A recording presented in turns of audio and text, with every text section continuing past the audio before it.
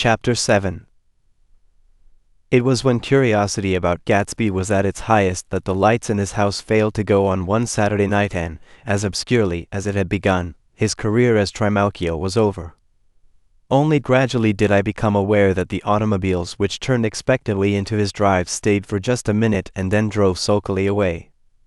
Wondering if he were sick, I went over to find out. An unfamiliar butler with a villainous face squinted at me suspiciously from the door. "Is Mr. Gatsby sick?" "Nope." After a pause he added, "Sir," in a dilatory, grudging way.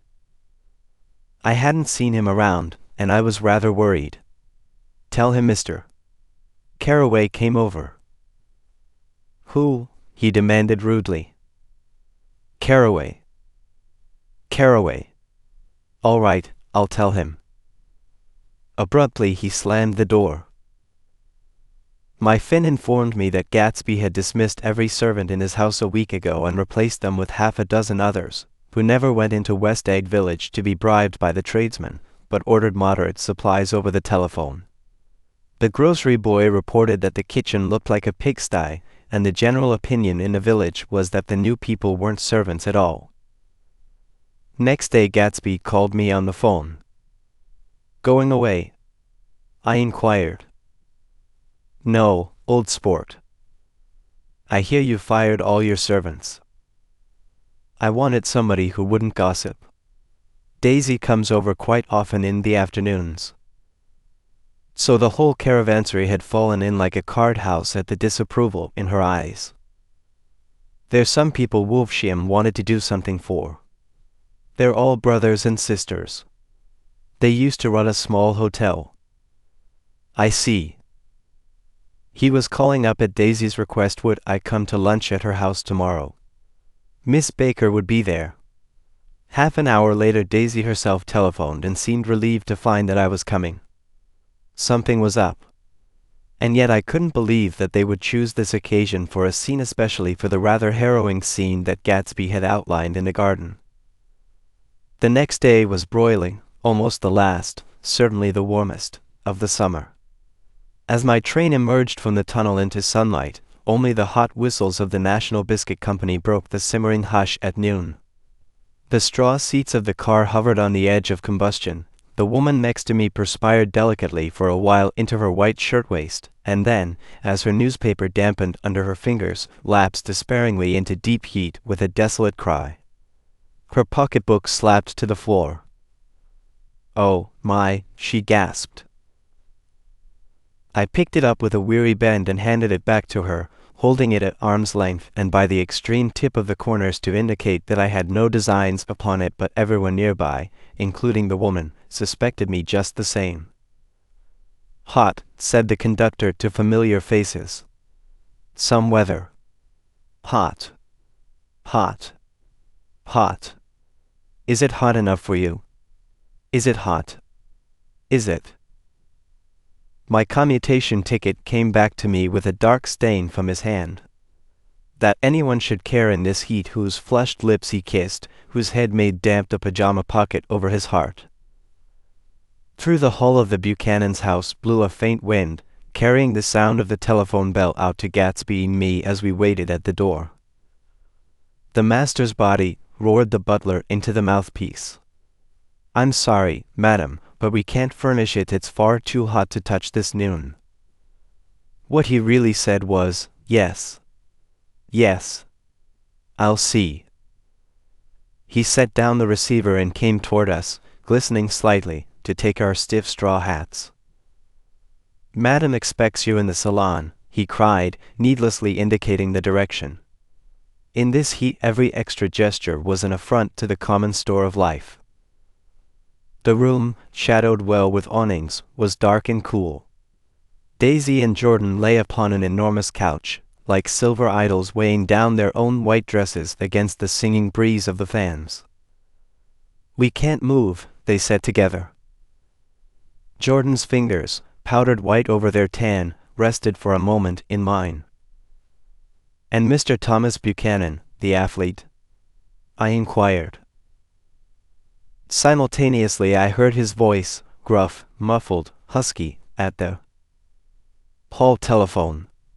Gatsby stood in the center of the crimson carpet and gazed around with fascinated eyes. Daisy watched him and laughed, her sweet, exciting laugh. A tiny gust of powder rose from her bosom into the air. "The rumor is," whispered Jordan, "that that's Tom's girl on the telephone." We were silent. The voice in the hall rose high with annoyance. "Very well, then, I won't sell you the car at all. I'm under no obligations to you at all, and as for your bothering me about it at lunchtime, I won't stand that at all." Holding down the receiver, said Daisy cynically. "No, he's not," I assured her. "It's a bona fide deal. I happen to know about it." Tom flung open the door, blocked out its space for a moment with his thick body, and hurried into the room. "Mr. Gatsby." He put out his broad, flat hand with well-concealed dislike. "I'm glad to see you, sir." "Nick." "Make us a cold drink," cried Daisy. As he left the room again, she got up and went over to Gatsby and pulled his face down, kissing him on the mouth. "You know I love you," she murmured. "You forget there's a lady present," said Jordan. Daisy looked around doubtfully. "You kiss Nick too."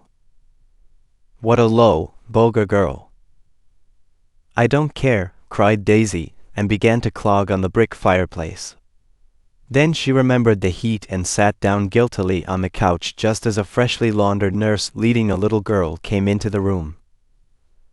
"Blessed Precise," she crooned, holding out her arms. "Come to your own mother that loves you."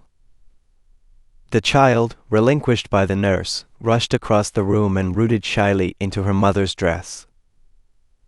The Blessed Precise. "Did mother get powder on your old yellowy hair? Stand up now, and say how to do."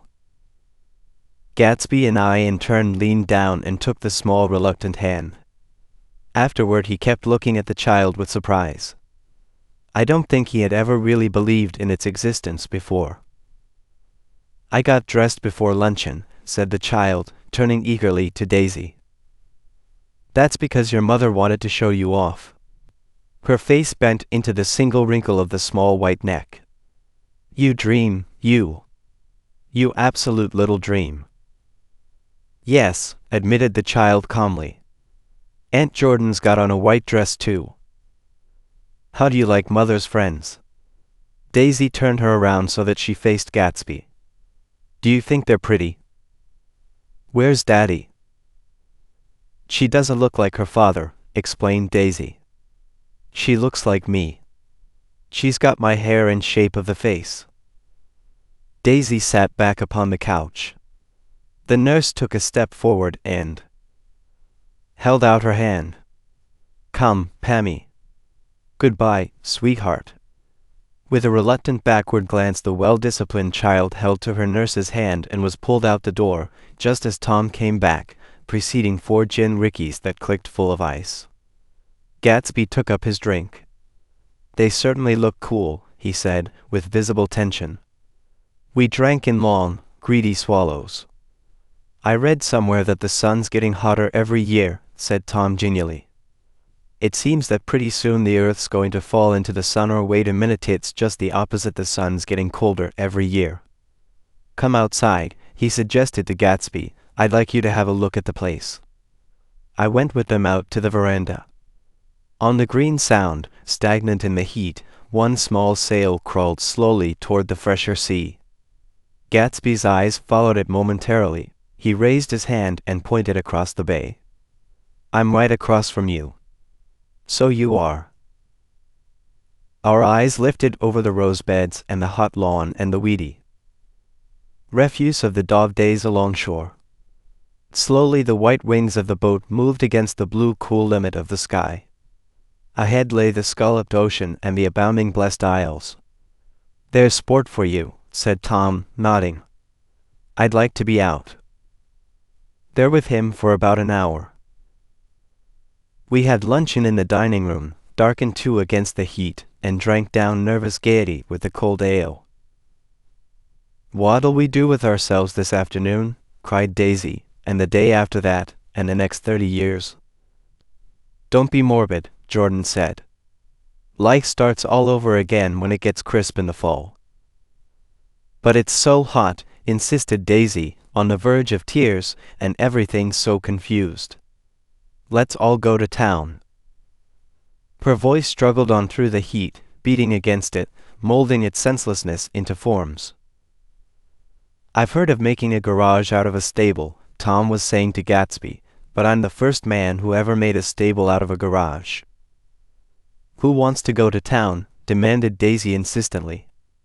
Gatsby's eyes floated toward her. Ah, she cried, you look so cool. Their eyes met, and they stared together at each other, alone in space. With an effort she glanced down at the table. You always look so cool, she repeated. She had told him that she loved him, and Tom Buchanan saw. He was astounded. His mouth opened a little, and he looked at Gatsby, and then back at Daisy as if he had just recognized her as someone he knew a long time ago. You resemble the advertisement of the man, she went on innocently. You know the advertisement of the man dash. All right, broke in Tom quickly, I'm perfectly willing to go to town. Come on, we're all going to town. He got up, his eyes still flashing between Gatsby and his wife. No one moved. Come on. His temper cracked a little. What's the matter, anyhow? If we're going to town, let's start. His hand, trembling with his effort at self-control, bore to his lips the last of his glass of ale. Daisy's voice got us to our feet and out onto the blazing gravel drive. Are we just going to go? She objected. Like this? Aren't we going to let anyone smoke a cigarette first? Everybody smoked all through lunch. Oh, let's have fun, she begged him. It's too hot to fuss. He didn't answer. Have it your own way, she said. Come on, Jordan. They went upstairs to get ready while we three men stood there shuffling the hot pebbles with our feet. A silver curve of the moon hovered already in the western sky. Gatsby started to speak, changed his mind, but not before Tom wheeled and faced him expectantly. Have you got your stables here? Asked Gatsby with an effort. About a quarter of a mile down the road. Oh. A pause. I don't see the idea of going to town, broke out Tom savagely. Women get these notions in their heads dash. Shall we take anything to drink? Called Daisy from an upper window. I'll get some whiskey, answered Tom. He went inside. Gatsby turned to me rigidly. I can't say anything in his house, old sport. She's got an indiscreet voice, I remarked. It's full of dash, I hesitated. Her voice is full of money, he said suddenly. That was it. I'd never understood before. It was full of money, that was the inexhaustible charm that rose and fell in it, the jingle of it, the cymbal song of it. High in a white palace the king's daughter, the golden girl. Tom came out of the house wrapping a quart bottle in a towel, followed by Daisy and Jordan wearing small tight hats of metallic cloth and carrying light capes over their arms. Shall we all go in my car? Suggested Gatsby. He felt the hot, green leather of the seat. I ought to have left it in the shade. Is it standard shift? Demanded Tom. Yes. Well, you take my coupe and let me drive your car to town. The suggestion was distasteful to Gatsby. I don't think there's much gas, he objected. Plenty of gas, said Tom boisterously. He looked at the gauge. And if it runs out, I can stop at a drugstore. You can buy anything at a drugstore nowadays. Applause followed this apparently pointless remark. Daisy looked at Tom frowning, and an indefinable expression, at once definitely unfamiliar and vaguely recognizable, as if I had only heard it described in words, passed over Gatsby's face. Come on, Daisy, said Tom, pressing her with his hand toward Gatsby's car. I'll take you in this circus wagon. He opened the door, but she moved out from the circle of his arm. You take Nick and Jordan. We'll follow you in the coupe. She She walked close to Gatsby, touching his coat with her hand. Jordan and Tom and I got into the front seat of Gatsby's car. Tom pushed the unfamiliar gears tentatively, and we shot off into the oppressive heat, leaving them out of sight behind. "Did you see that?" demanded Tom. "See what?" He looked at me keenly, realizing that Jordan and I must have known all along. "You think I'm pretty dumb, don't you?" he suggested. "Perhaps I am, but I have almost a second sight, sometimes, that tells me what to do. Maybe you don't believe that, but science dash." He paused. The immediate contingency overtook him, pulled him back from the edge of theoretical abyss. "I've made a small investigation of this fellow," he continued. "I could have gone deeper if I'd known dash." "Do you mean you've been to a medium?" inquired Jordan humorously. "What?" Confused, he stared at us as we laughed. "A medium? About Gatsby." "About Gatsby?" "No, I haven't. I said I've been making a small investigation of his past." "And you found he was an Oxford man," said Jordan helpfully. "An Oxford man?" He was incredulous. "Like hell he is. He wears a pink suit. Nevertheless, he's an Oxford man." "Oxford, New Mexico," snorted Tom contemptuously, "or something like that." "Listen, Tom. If you're such a snob, why did you invite him to lunch?" demanded Jordan crossly. "Daisy invited him. She knew him before we were married God knows where." We were all irritable now with the fading ale, and aware of it we drove for a while in silence. Then as Dr. T.J. Eckelberg's faded eyes came into sight down the road, I remembered Gatsby's caution about gasoline. "We've got enough to get us to town," said Tom. "But there's a garage right here," objected Jordan. "I don't want to get stalled in this baking heat." Tom threw on both brakes impatiently, and we slid to an abrupt, dusty stop under Wilson's sign. After a moment the proprietor emerged from the interior of his establishment and gazed hollow-eyed at the car. "Let's have some gas," cried Tom roughly. "What do you think we stopped for to admire the view?" "I'm sick," said Wilson without moving. "Been sick all day." "What's the matter?" "I'm all run down." "Well, shall I help myself?" Tom demanded. "You sounded well enough on the phone." With an effort Wilson left the shade and support of the doorway and, breathing hard, unscrewed the cap of the tank. In the sunlight his face was green. "I didn't mean to interrupt your lunch," he said. "But I need money pretty bad, and I was wondering what you were going to do with your old car." "How do you like this one?" inquired Tom. "I bought it last week." "It's a nice yellow one," said Wilson, as he strained at the handle. "Like to buy it?" "Big chance," Wilson smiled faintly. "No, but I could make some money on the other." "What do you want money for, all of a sudden?" "I've been here too long. I want to get away. My wife and I want to go west." "Your wife does," exclaimed Tom, startled. "She's been talking about it for 10 years. He rested for a moment against the pump, shading his eyes. "And now she's going. Whether she wants to or not. I'm going to get her away." The coupe flashed by us with a flurry of dust and the flash of a waving hand. "What do I owe you?" demanded Tom harshly.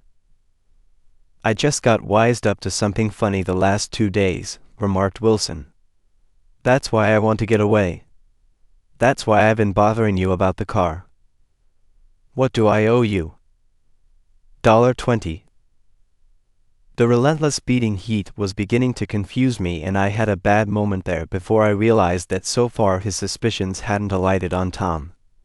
He had discovered that Myrtle had some sort of life apart from him in another world, and the shock had made him physically sick. I stared at him and then at Tom, who had made a parallel discovery less than an hour before, and it occurred to me that there was no difference between men, in intelligence or race, so profound as the difference between the sick and the well.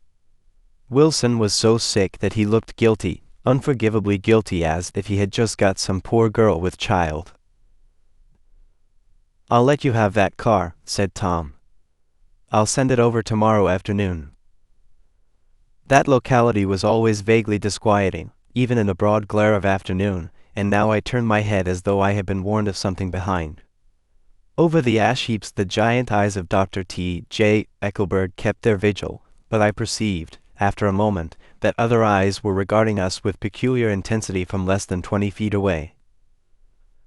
In one of the windows over the garage the curtains had been moved aside a little, and Myrtle Wilson was peering down at the car. So engrossed was she that she had no consciousness of being observed, and one emotion after another crept into her face like objects into a slowly developing picture. Her expression was curiously familiar. It was an expression I had often seen on women's faces, but on Myrtle Wilson's face it seemed purposeless and inexplicable until I realized that her eyes, wide with jealous terror, were fixed not on Tom, but on Jordan Baker, whom she took to be his wife.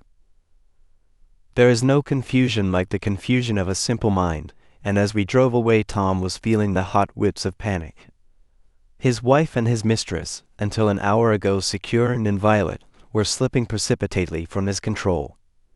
Instinct made him step on the accelerator with the double purpose of overtaking Daisy and leaving Wilson behind, and we sped along toward Astoria at 50 miles an hour, until, among the spidery girders of the elevated, we came in sight of the easygoing blue coupe.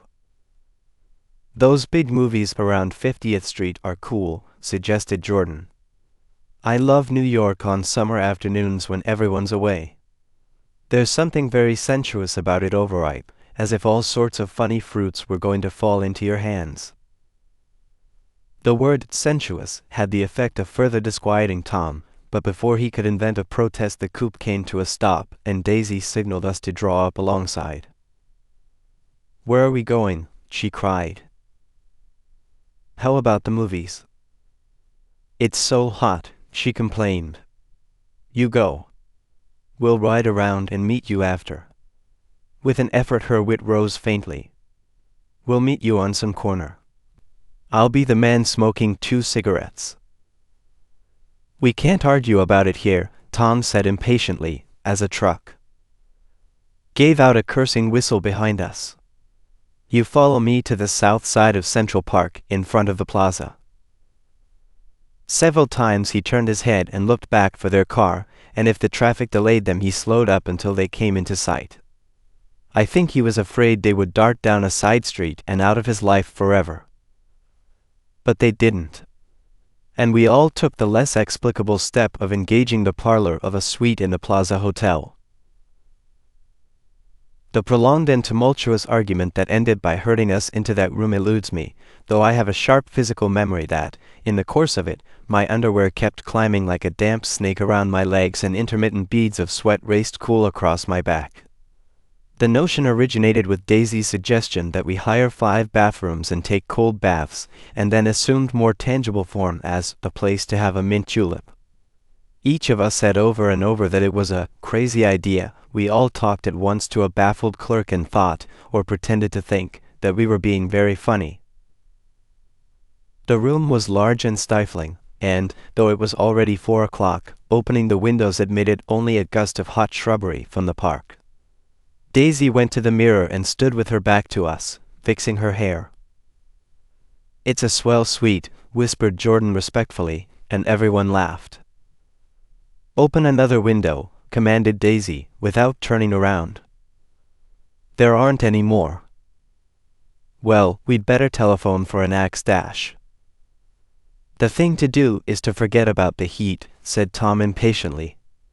"You make it 10 times worse by crabbing about it." He unrolled a bottle of whiskey from the towel and put it on the table. "Why not let her alone, old sport?" remarked Gatsby. "You're the one that wanted to come to town." There was a moment of silence. The telephone book slipped from its nail and splashed to the floor, whereupon Jordan whispered, "Excuse me," but this time no one laughed. "I'll pick it up," I offered. "I've got it." Gatsby examined the parted string, muttered, "Hum." in an interested way, and tossed the book on a chair. "That's a great expression of yours, isn't it?" said Tom sharply. "What is all this old sport business? Where'd you pick that up?" "Now see here, Tom," said Daisy, turning around from the mirror, "if you're going to make personal remarks I won't stay here a minute.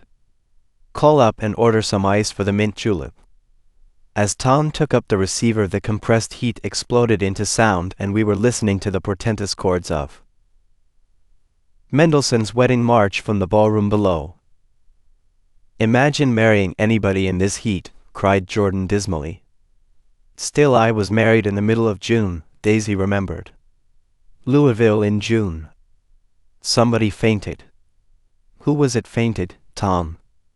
"Biloxi," he answered shortly. "A man named Biloxi. Blocks Biloxi, and he made boxes, that's a fact, and he was from Biloxi, Tennessee.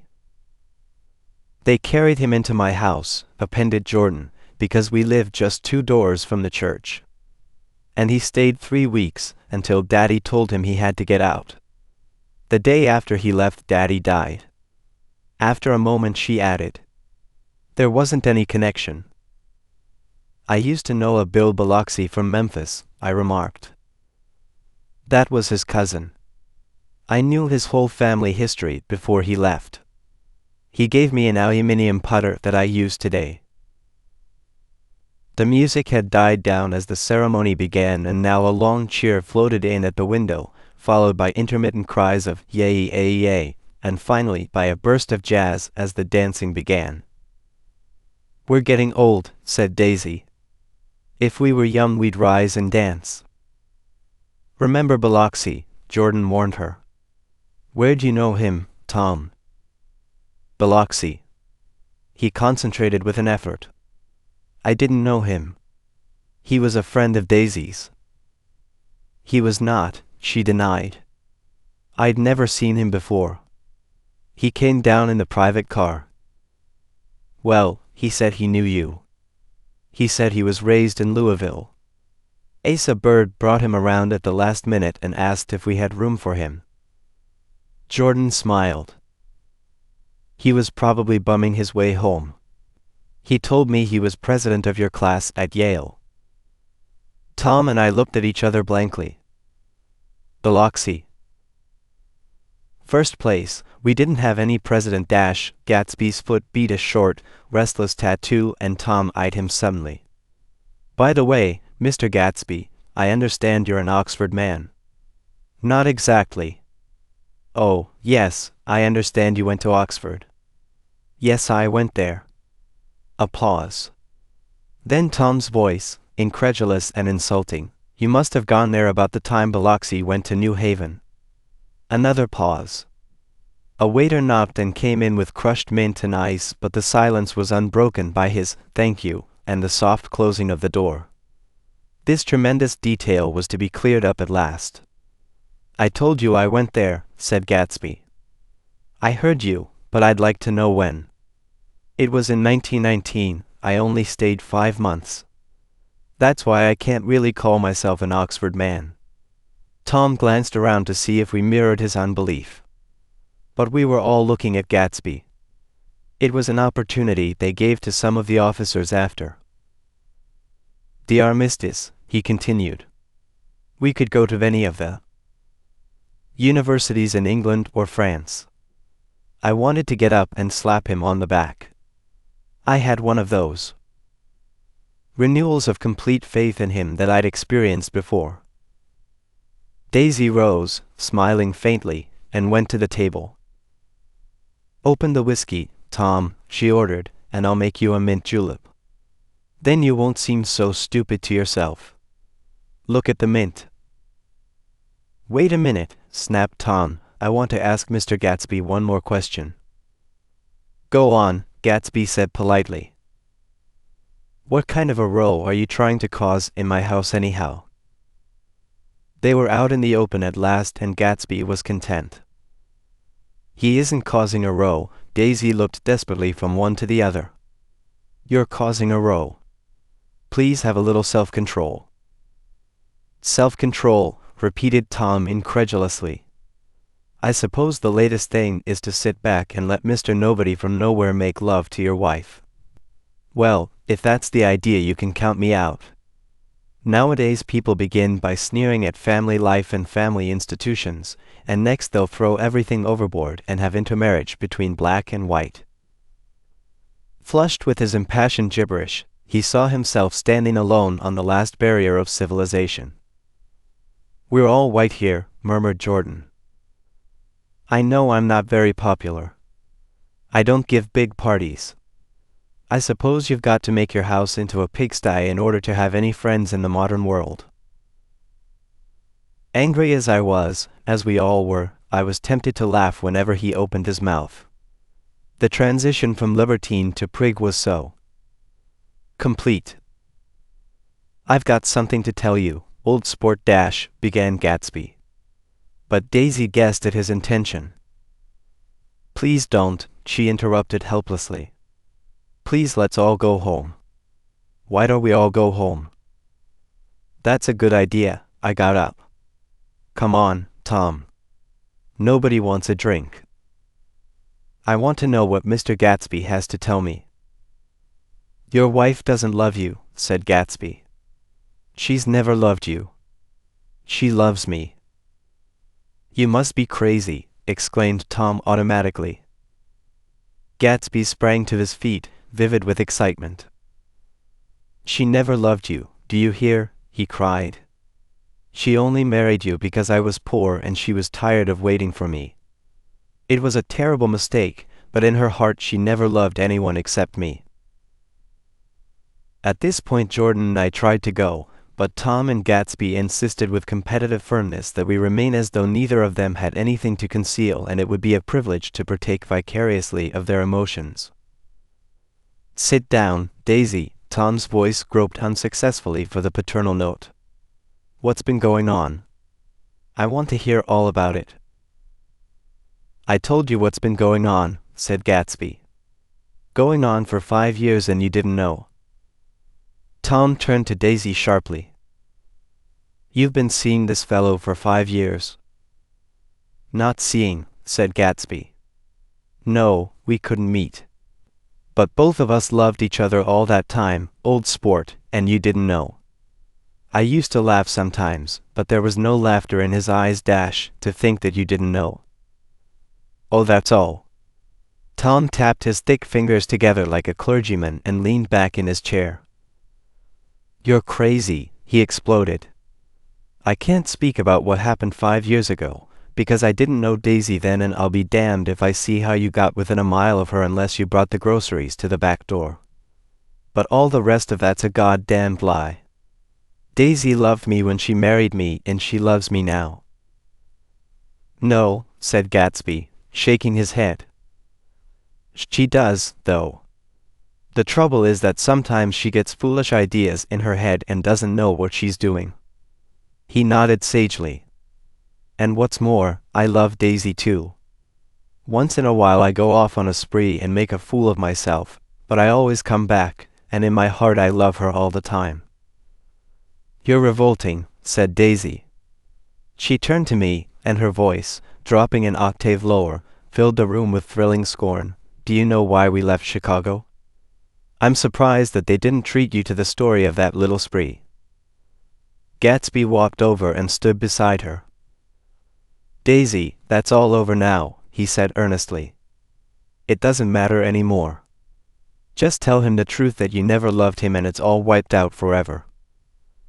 She looked at him blindly. "Why, how could I love him possibly?" "You never loved him." She hesitated.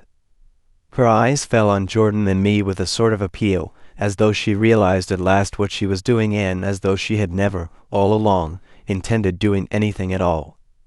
But it was done now. It was too late. "I never loved him," she said, with perceptible reluctance. "Not at Kapiolani?" demanded Tom suddenly. "No." From the ballroom beneath, muffled and suffocating chords were drifting up on hot waves of air. "Not that day I carried you down from the punch bowl to keep your shoes dry." There was a husky tenderness in his tone. "Daisy, Please don't." Her voice was cold, but the rancor was gone from it. She looked at Gatsby. "There, Jay," she said, but her hand, as she tried to light a cigarette, was trembling. Suddenly she threw the cigarette and the burning match on the carpet. "Oh, you want too much," she cried to Gatsby. "I love you now, isn't that enough? I can't help what's past." She began to sob helplessly. "I did love him once, but I loved you too." Gatsby's eyes opened and closed. "You love me too," he repeated. "Even that's a lie," said Tom savagely. "She didn't know you were alive. Why, there's things between Daisy and me that you'll never know, things that neither of us can ever forget." The words seemed to bite physically into Gatsby. "I want to speak to Daisy alone," he insisted. "She's all excited now, dash." "Even alone, I can't say I never loved Tom," she admitted in a pitiful voice. "It wouldn't be true." "Of course it wouldn't," agreed Tom. She turned to her husband. "As if it mattered to you," she said. "Of course it matters. I'm going to take better care of you from now on." "You don't understand," said Gatsby, with a touch of panic. "You're not going to take care of her anymore." "I'm not." Tom opened his eyes wide and laughed. He could afford to control himself now. "Why's that?" "Daisy's leaving you." "Nonsense." "I am, though," she said with a visible effort. "She's not leaving me." Tom's words suddenly leaned down over Gatsby. "Certainly not for a common swindler who'd have to steal the ring he put on her finger." "I won't stand this," cried Daisy. "Oh, please let's get out." "Who are you, anyhow?" broke out Tom. "You're one of that bunch that hangs around with Meyer Wolfshin, that much I happen to." "No. I've made a little investigation into your affairs and I'll carry it further tomorrow." "You can suit yourself about that, old sport," said Gatsby steadily. "I found out what your drugstores were." He turned to us and spoke rapidly. "He and this Wolfshin bought up a lot of side street drugstores here and in Chicago and sold grain alcohol over the counter. That's one of his little stunts. I picked him for a bootlegger the first time I saw him, and I wasn't far wrong." "What about it?" said Gatsby politely.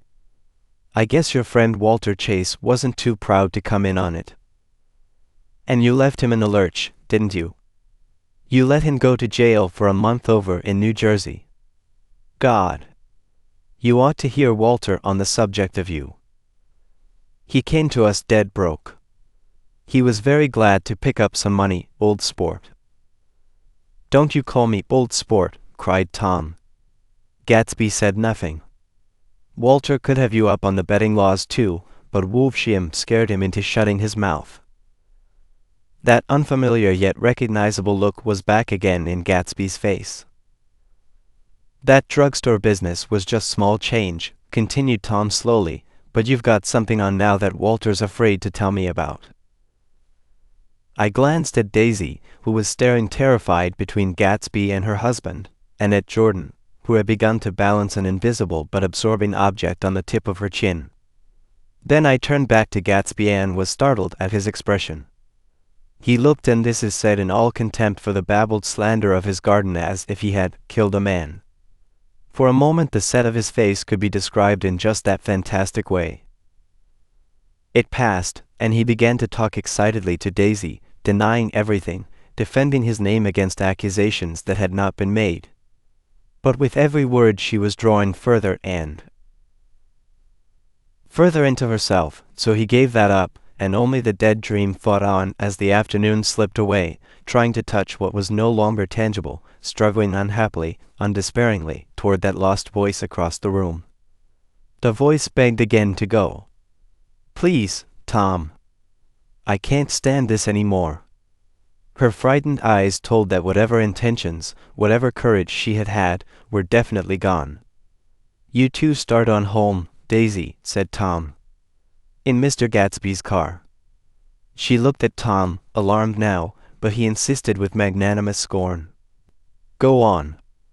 He won't annoy you." I think he realizes that his presumptuous little flirtation is over. They were gone, without a word, snapped out, made accidental, isolated, like ghosts, even from our pity. After a moment Tom got up and began wrapping the unopened bottle of whiskey in a towel. "Want any of this stuff?" "Jordan." "Nick."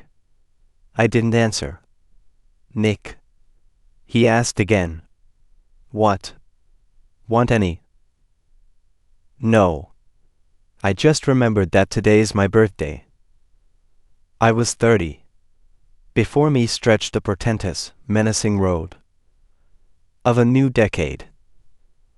It was 7 o'clock when we got into the coupe with him and started for Long Island. Tom talked incessantly, exulting and laughing, but his voice was as remote from Jordan and me as the foreign clamor on the sidewalk or the tumult of the elevated overhead.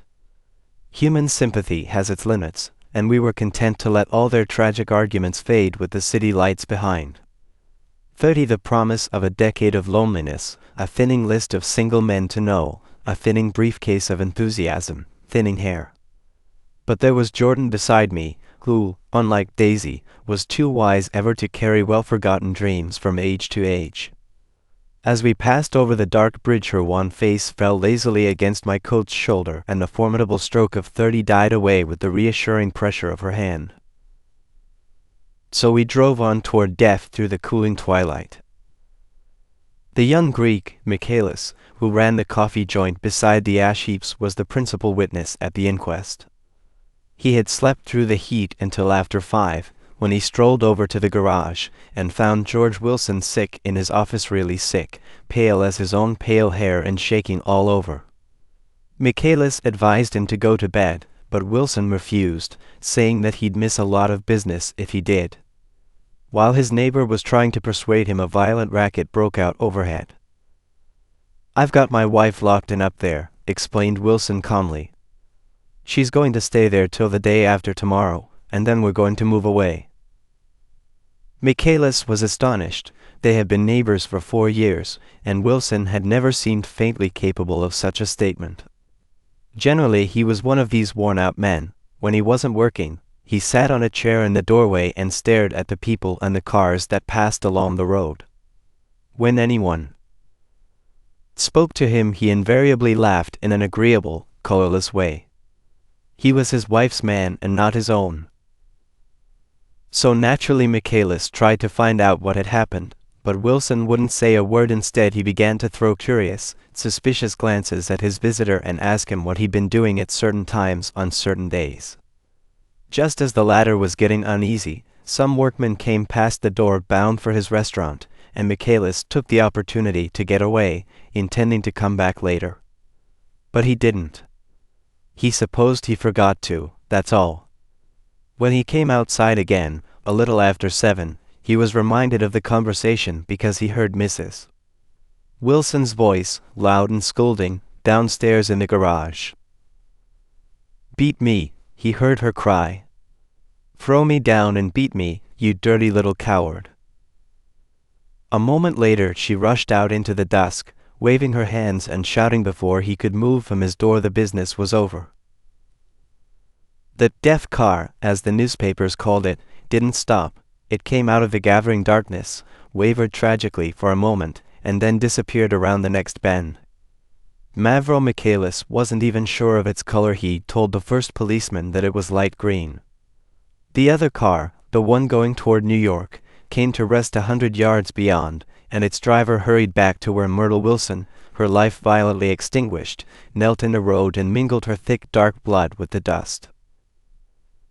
Michaelis and this man reached her first, but when they had torn open her shirtwaist, still damp with perspiration, they saw that her left breast was swinging loose like a flap, and there was no need to listen for the heart beneath. The mouth was wide open and ripped a little at the corners, as though she had choked a little in giving up the tremendous vitality she had stored so long. We saw the 3 or 4 automobiles and the crowd when we were still some distance away.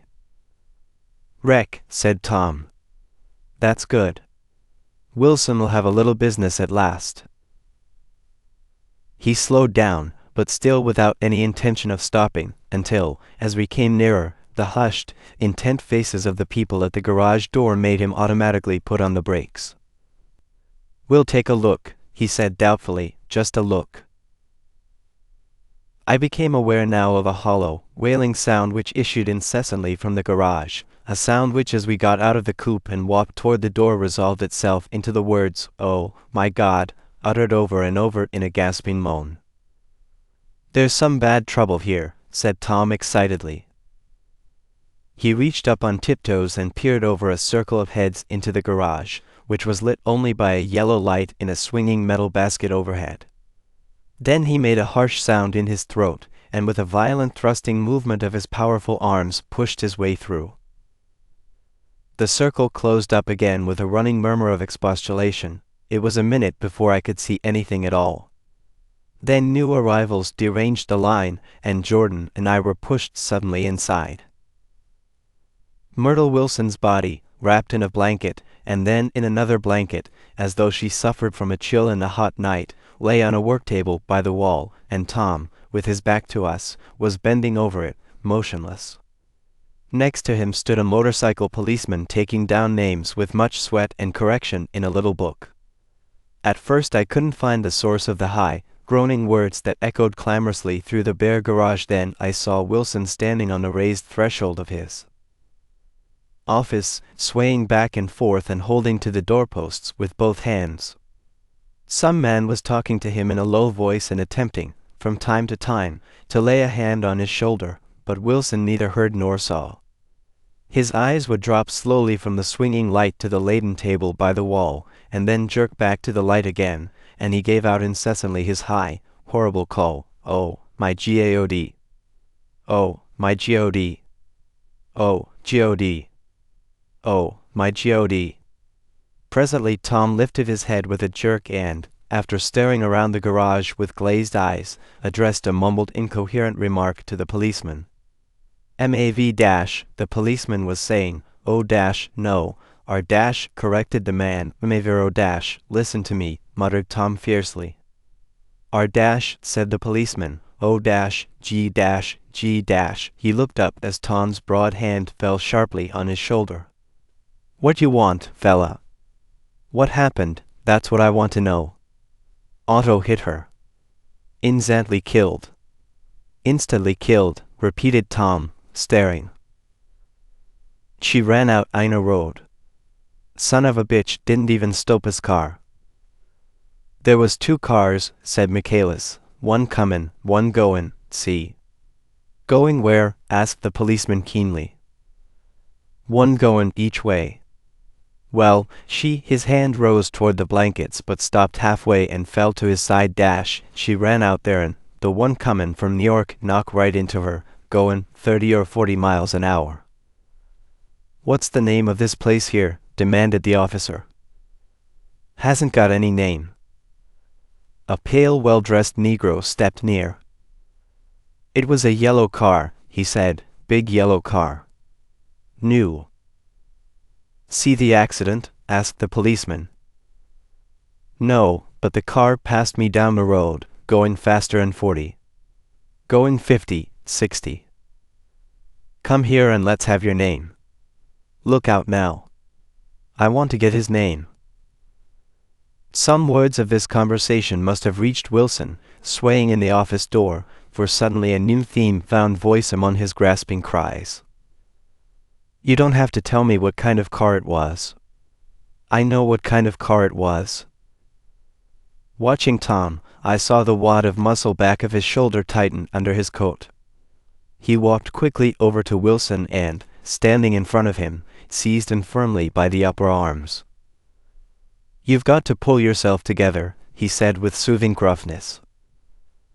Wilson's eyes fell upon Tom. He started up on his tiptoes and then would have collapsed to his knees had not Tom held him upright. "Listen," said Tom, shaking him a little. "I just got here a minute ago, from New York. I was bringing you that coupe we've been talking about. That yellow car I was driving this afternoon wasn't mine, do you hear? I haven't seen it all afternoon." Only the Negro and I were near enough to hear what he said, but the policeman caught something in the tone and looked over with truculent eyes. "What's all that?" he demanded. "I'm a friend of his." Tom turned his head but kept his hands firm on Wilson's body. "He says he knows the car that did it. It was a yellow car." Some dim impulse moved the policeman to look suspiciously at Tom. "And what color's your car?" "It's a blue car, a coupe." "We've come straight from New York," I said. Someone who had been driving a little behind us confirmed this, and the policeman turned away. "Now, if you'll let me have that name again, correct dash." Picking up Wilson like a doll, Tom carried him into the office, sat him down in a chair, and came back. "If somebody'll come here and sit with him," he snapped authoritatively. He watched while the two men standing closest glanced at each other and went unwillingly into the room. Then Tom shut the door on them and came down a single step, his eyes avoiding the table. As he passed close to me, he whispered, "Let's get out." Self-consciously, with his authoritative arms breaking the way, we pushed through the still gathering crowd, passing a hurried doctor, case in hand, who had been sent for in wild hope half an hour ago. Tom drove slowly until we were beyond the bend, then his foot came down hard, and the coupe raced along through the night. In a little while I heard a low husky sob, and saw that the tears were overflowing down his face. "The goddamned coward," he whimpered. "He didn't even stop his car." Thank you for watching. We are dedicated to curating literature into some of the best read-along audiobooks anywhere. Please support the channel by clicking like and subscribe. As our supporters grow, we will be able to improve the quality of our publications, add better voices, and make more great books available to our viewers. If you have any requests, feel free to message us anytime. ultimateaudiobooks.com